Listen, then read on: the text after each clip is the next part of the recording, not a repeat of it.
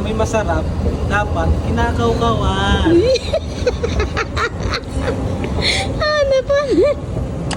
Hi mga beshi! Pupunta nga pala ako ng metro ngayon. Tara, sasama ko kayo pagsundo kay Jordan. Fresh from the puyat nga ang babae na ito dahil nakatulog tayo ng alauna tas nagising tayo ng alas 4.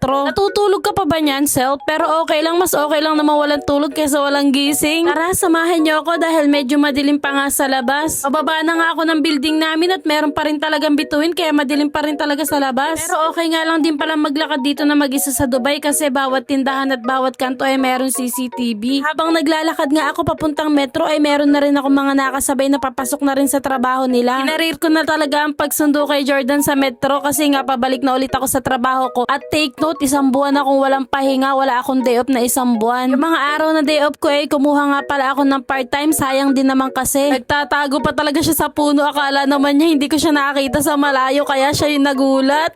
Inusulit ko na nga pala yung mga ganitong bagay kasi pag bumalik na ako sa trabaho wala na akong oras sa mga ganito. Balik na naman ako sa 12-hour shift plus biyahe kaya pag uwi ko sa bahay ay tulog na nga lang talaga ang pahinga ko. Diretso na nga rin pala kami sa loob ng metro para mag-withdraw dahil alam na katapusan bayaran na naman ng renta ng bahay. Kung nga may masarap, dapat kinakawkawan. Ano pa? Yung ba intro mo? Sige, gagawa kita ng page mo ah.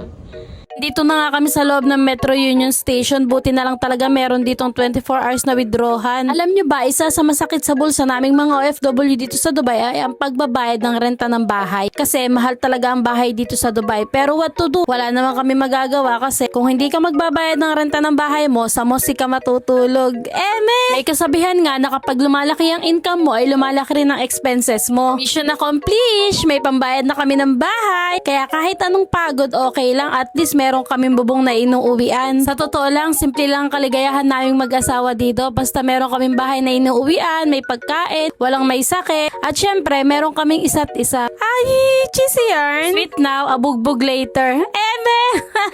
Tapos na kami sa chapter ng buhay namin na ganun yung dati. Nandito na kami sa realidad at chapter ng buhay namin ngayon na pagod na ang kalaban namin, hindi na ang isa't isa. O siya, sige na, tama na yan bago pa tayo magkaiyakan. Hindi! Masarap lang pakinggan ng abroad pero pag ikaw na nandito, masasabi mong scam pala. Nagpunta nga pala kami ng grocery bago umuwi para bumili ng mga lulutuin para sa umagaan at tanghalian namin. Nakapamili na nga pala kami ng good for 1 week na mga pagkain namin kaya ang bibili lang namin ngayon ay yung mga kulang na sangkap para sa lulutuin namin. Ikaw, magkano ba binabayaran mo sa renta ng bahay nyo? Another OFW morning adventure kaya tandaan mga kapwa ko OFW, hindi lang puro trabaho, pagod ang laban dito, kailangan din natin ng diskarte, tiyaga, pagtitipid. Kung gusto mo nga makaipon, makapag for good na mas maaga para makasama ang pamilya mo, kailangan mo talaga magtipid dito sa abroad. Kung umabot ka hanggang dito sa video na to, comment mo naman kung taga saan ka para malaman ko kung hanggang saan umaabot yung mga vlog ko. Thank you for watching! See you in my next vlog! Masalama!